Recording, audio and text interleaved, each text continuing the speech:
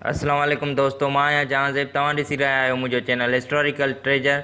दोस्तों, अॼु मां तव्हांखे साईं GM सैयद जी ज़िंदगीअ जे बारे में ॿुधाईंदुसि। शहीद मखदूम बिलावल जे ख़लीफ़े सैयद हैदर शाह सनाईअ जे नस्ल मां 17 जनवरी 1904 ईस्वीअ ते सन में सैयद मोहम्मद हाशिम जे घर सैयद गुलाम मुर्तज़ा शाह मारूफ़ GM सैयद जो जनमु थियो।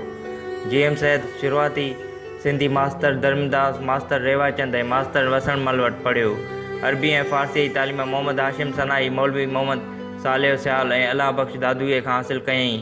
क़ुरान शरीफ़ आख़ुंद मियां समन मेमण वटि पढ़ियो ऐं अंग्रेज़ हामिद अली हालाईअ खां सिखियईं। मटियारी सैयदनि जो हीउ कामिल सपूत हिकु ई वक़्तु सियासतदान, समाजी वर्कर, अदीब, आशिक़, मुफ़किर, फ़लसफ़ी, सूफ़ी, तालीमी माहिर ऐं मुंतज़िम हो।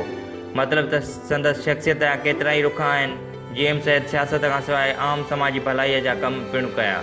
1920 ईस्वीअ धारे याने 16 सालनि जी ॼमार में ख़िलाफ़त कॉन्फ्रेंस लाड़काणे में हकीम मोइनुद्दीन खनियारिन वारे सां गॾिजी शरीक थियो, जंहिंखां हिकु महीनो पोइ सन में हकीम फ़तेह मोहम्मद सेवाणीअ जी सदारत में ख़िलाफ़त कॉन्फ्रेंस मुनक़िद कयईं।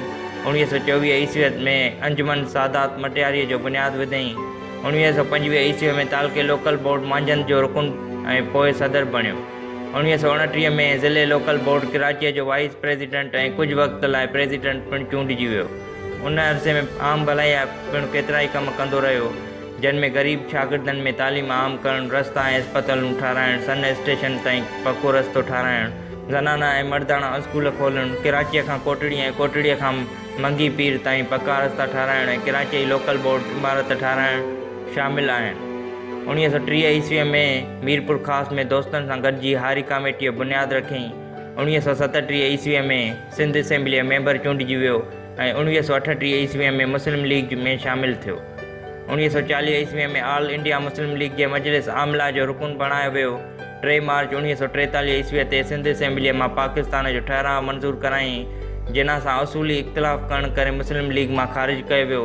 उन खां पोइ अवामी पार्टी ऐं अवामी मुआज़ जोड़ियऊं। 1955 में वन यूनिट ठहियो त उन ख़िलाफ़ जिदोजहद जे जुर्म में खेनि गिरफ़्तार करे जेल मोकिलियो वियो। 1956 ईस्वीअ में अवल पाकिस्तान असेंबलीअ मेंबर चूंडिजी वियो। 10 अक्टूबर 1958 जे मार्शाला में खेनि गिरफ़्तार कयो वियो। GM सैयद शुरूअ खां वठी हर प्लेटफॉर्म ते सिंध जे मुफ़ाद खे मुक़दम रखियो।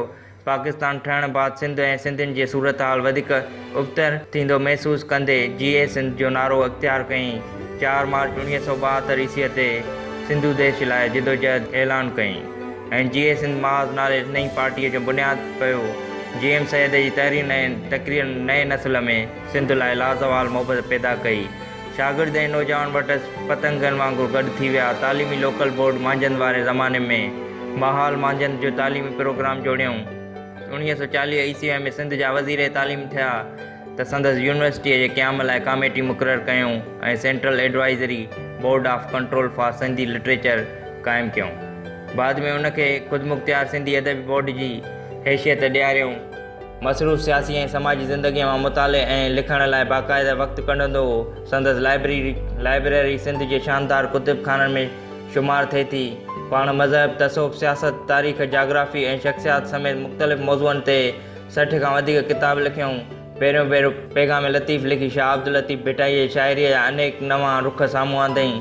संदसि अहम किताबनि में पैगाम लतीफ़, ख़ुतबात सैयद, पंहिंजे कहाणी पंहिंजी ज़ुबानी, दियारे दिल दास्तान, मोहबत जीअं ॾिठो आहे मूं, सिंधु देश शो ऐं छाजे लाइ, जदीद सियासत जा नवां रुतन, सिंधुअ जी साझा, जुंब गुज़ारियम जिनसी, रिहान ऐं साड़ जा सिंगार वग़ैरह शामिल आहिनि। सिंध अक्सर किताबनि ते सरकार बंदिश हणी छॾी हुई। सिंधु ॻाल्हाए थी संदसि आख़िरी तसनीफ़ आहे। GM सैयद हिकु सूफ़ी हो, मज़हबी तंग नज़रिए जो मुख़ालिफ़ ऐं तसौफ़ जो प्रचारक हो। सिंधी सक़ाफ़त ऐं राग तोड़ मूसीक़ीअ जो भरजलू हो। संदसि ख़्यालु हो त सिंध जे सूफ़ियुनि वटि आलमी अमन ऐं तरक़ीअ लाइ हिकु आलमगीर पैगाम मौजूदु आहे, जंहिंखे मुनज़िम नमूने फैलाइण जी ज़रूरत आहे। बज़म सूफ़िया सिंध जो क़याम ऐं सन में थींदड़ कचहरियूं, जिते सैयद दुनिया जे हर मौज़ूअ ते ॻाल्हाईंदो हो। GM सैयद सूफ़ी रिवायत जो कामिल अमीन हो। दियारे दिल दास्तान, मोहबत ऐं जीअं ॾिठो आहे मूं, इश्क़ ऐं तसौफ़ जे मौज़ूअनि ते संदसि मस्तनद तसनीफ़ूं आहिनि। हू पंहिंजे 91 साल डिघी ॼमार में 30 सालनि खां वधीक अरसे लाइ जेल या नज़रबंदीअ में रहियो। हिन जो प्रचार हो त सिंध हज़ारें साल क़दीम सक़ाफ़त जी मालिक आहे, जंहिंखे आज़ादु मुल्क रहण जो हक़ु हासिलु हुअणु घुरिजे ऐं सिंध खे हिकु आज़ादु स्कॉलर, सोशलिस्ट ऐं इंसान दोस्त देश बणिजणु घुरिजे। 25 अप्रैल 1995 ईस्वीअ ते GM सैयद वफ़ात करे वियो, पर संदसि पैगाम अॼु बि सॼी दुनिया जे सिंधियुनि लाइ मशाल राह आहे। साईं GM सैयद पंहिंजी ज़ात में हिकु अणखुट हस्ती आहे।